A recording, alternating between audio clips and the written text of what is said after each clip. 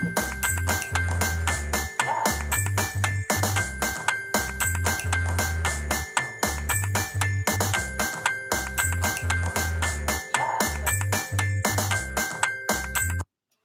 morning, Falcons. It is Tuesday, the 20th of March, and today is a block schedule day. So hopefully you are in period 1, as you would normally be at this time of day. After this, we'll go to period 3, and then lunch, and then period 5, and then tomorrow 2, 4, and 6. Today we are doing that because our juniors are still taking the SBAC exam in math now. So good luck to all our juniors in showing their proficiency in math. It's going to be fantastic. We're going to get right to our Falcon Flash. So let's get to it. Today's patriotic observance is coming back from the 1960s and voting rights. So on this day in 1965, President Lyndon B. Johnson sent 4,000 federal troops to Alabama to protect civil rights marchers. The Selma to Montgomery March was part of a series of civil rights protests that occurred in 1965 in Alabama, a southern state with deeply entrenched racist policies. In March of that year, in an effort to register Black voters in the South, protesters marching the 54-mile route from Selma to the state capital of Montgomery were confronted with deadly violence from local authorities and white vigilante groups. As the world watched, the protesters, under the protection of federalized National Guard troops, finally achieved their goal, walking around the clock for 3 days to reach Montgomery. The historic march and Martin Luther King's participation in it raised awareness of the difficulties faced by Black voters and the need for National Voting Rights Act.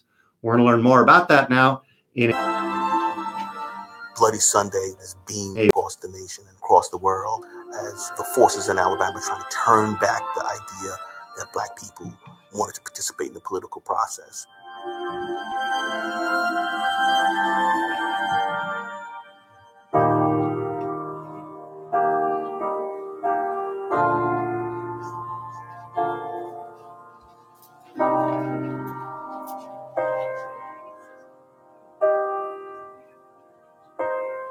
Now we had the right to march from Selma to Montgomery and to be protected.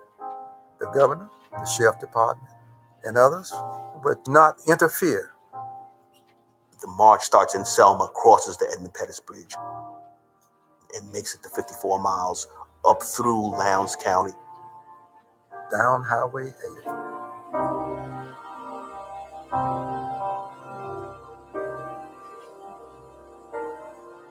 All the way to Montgomery. And all the time we would stop to rest. Some brought food. It meant that some people were so determined to assist us. I was 11 years old in the 6th grade, and my 6th grade class, we cleaned up at the campsite. My class was part of the cleanup crew. They camped out overnight for 4 different nights. They had a crew that would dismantle the tents, pack them up and move them up to the next campsite. They had a crew that did the same thing with the kitchen, the food, utensils and all that.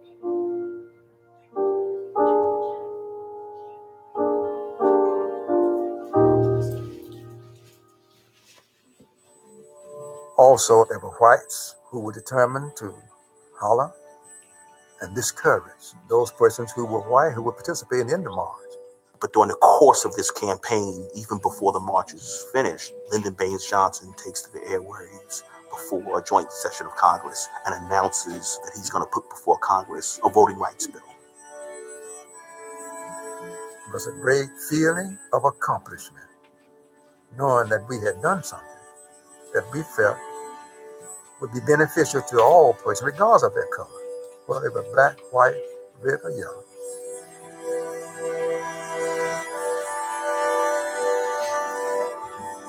Felt that something great was being accomplished. You just felt that there was an enormous happiness and an enormous joy that you had finally arrived, that even though all those things had gone against you, you was finally there. Moving down Dexter Avenue in Montgomery, to the very right marched Jose Williams, holding his daughter.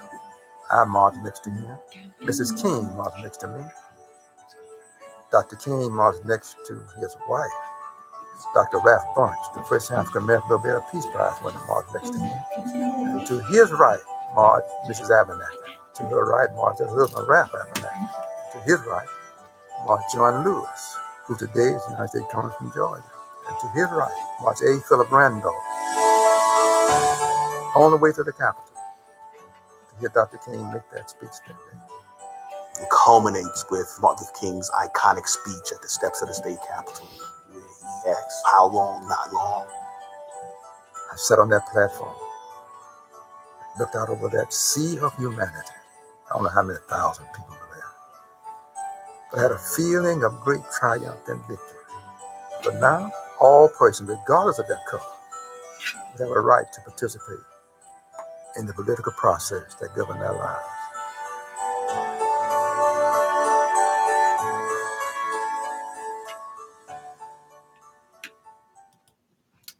All right, we're going to get back to the Falcon Flash and talk about what's going on today at Valley. First, we've got the Valley Values Minute. We are lifelong learners. Even when we leave school, we are learning, whether it's through YouTube tutorials or through a textbook or whatever you're doing, we're all learning and growing. That goes for both the adults and the students on our campus. We are all lifelong learners here at Valley High School. All right, today at Valley, the UC Irvine Early Academic Outreach Program, or EAOP, is hosting their orientation meeting today, Tuesday, March 20th, at lunch in the auditorium. If you are a 9th, 10th, or 11th grade student that has received an invitation to opt into EAOP, you'll be receiving a lunch pass in your third period today. Please remember to ask for it. Get your lunch as quickly as possible and bring it to the auditorium. If you have your paperwork ready, bring it with you. But it's okay to attend if you don't have your completed forms. Teachers, if you have a third period, please make sure you check your box and distribute the packet of green tickets for this meeting. And seniors, the Santa Ana College Outreach Representative Maria Sanchez Mendez and SAC ambassadors will be available today, Tuesday, March 20th in the Counseling Center from 9 a.m. to 4 p.m.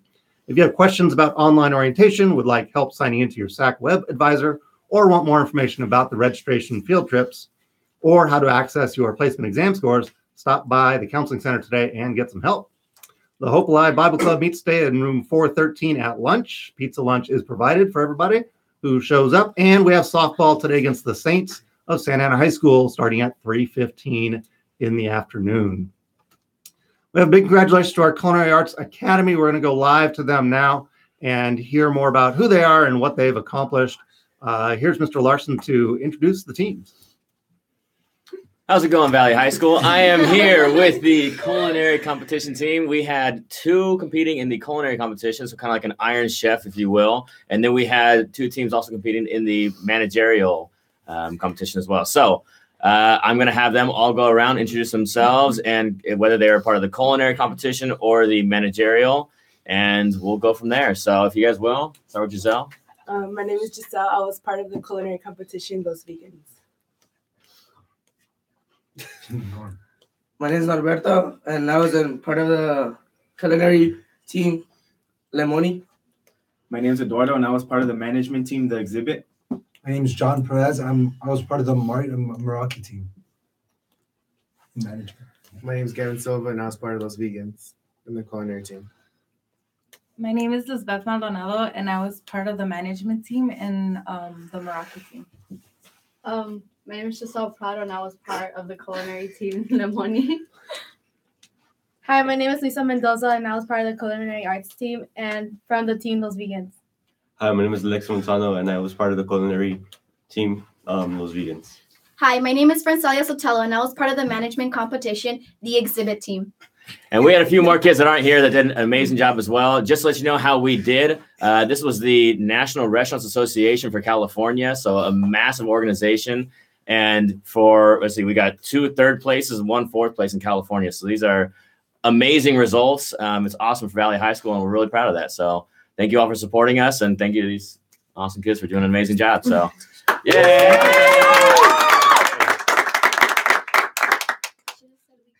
All right, congratulations to our culinary arts teams. Excellent, well done, way to represent Valley High School. All right, we're going to scroll back down through here. We've got some more congratulations going on. Greetings, Falcons. Help us congratulate the Symphony Orchestra and Wind Ensemble for their achievements at the Southern California School Band Orchestra Association Festival at Santa Ana High School this past weekend. Both groups earned excellent ratings on their performances. We are all very proud of our instrumentalists. If you'd like to see these performances, attend our music department concert on Wednesday, March 28th, outside the band room, 16-2 at 5:30 p.m. So go Falcons. Mandatory dance team tryouts are happening this Friday. There we go. March 23rd in room 19-8 at 3 p.m. Tryouts clinic will take place Monday the 26th to Wednesday the 28th from 3 to 5. Some of the requirements include a 2.0 GPA and good attendance. Come find out the rest of the details and requirements this Friday. So we will see you there for that.